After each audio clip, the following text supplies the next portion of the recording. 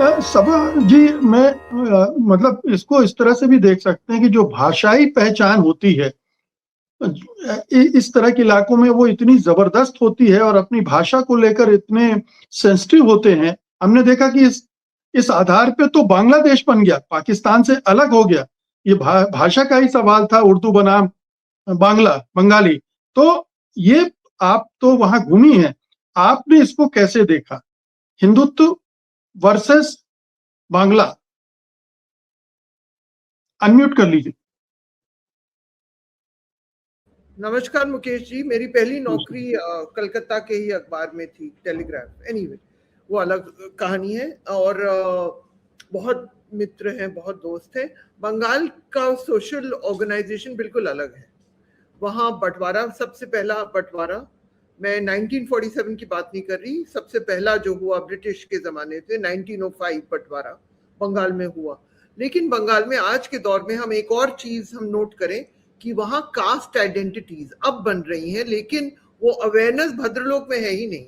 बहुत बंगाल में बहुत लोग मिलेंगे जो कहेंगे I have never thought about my caste. Mamata Banerjee ब्राह्मण है लेकिन सबॉल्टन लीडर है।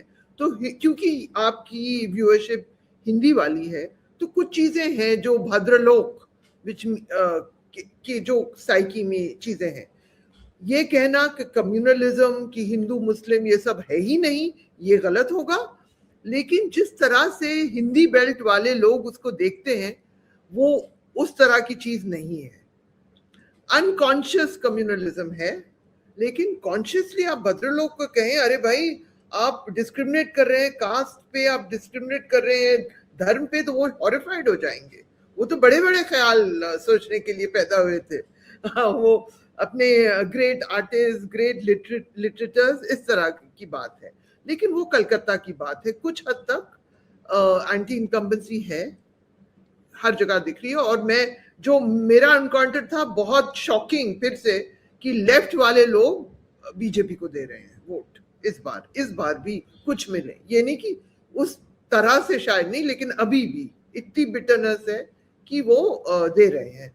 वो हेट्रेड जो है ना, बीजेपी उनको हराना चाह रही है, लेफ्ट उनसे नफरत करती है, ये मेरा एस्टिमेट है ममता बनर्जी से।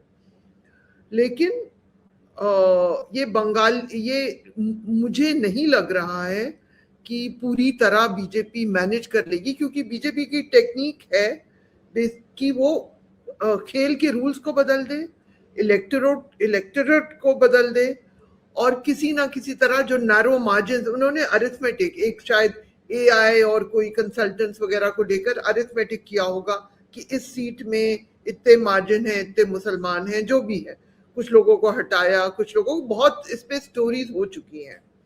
लेकिन क्या ये, और हम ये मानना कि वो पूरी तरह मैनिपुलेट नहीं कर सकते, जब उन्होंने हर तरह की फोर्स लगाई है, हर तरह के पूरा एडमिनिस्ट्रेशन ममता बनर्जी के जो अफसरान को इधर उधर कर दिया है। इलेक्शन कमीशन ने धमकियां दी हैं कि अपने हैंडल से, तो पूरे इंतजाम हो चुके हैं। क्या इस तरह से इलेक्शन, इसीलिए बंगाल बहुत ही अहम इलेक्शन है।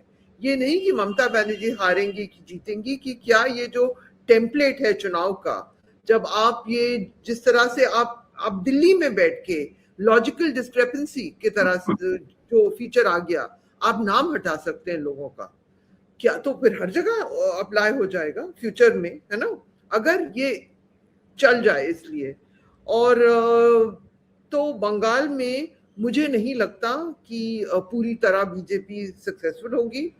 इनफैक्ट एक अगर नॉर्मल इलेक्शन होता, तो ये जो बीजेपी ने ये सब जो एसआईआर की वजह से जो लोग बहुत ट्रॉमेटाइज्ड हुए हैं, ट्रॉमा है लोगों के लिए कि आप डाकी डॉक्यूमेंट्स, और हिंदू मुस्लिम सब लोग ट्रॉमेटाइज्ड हुए हैं।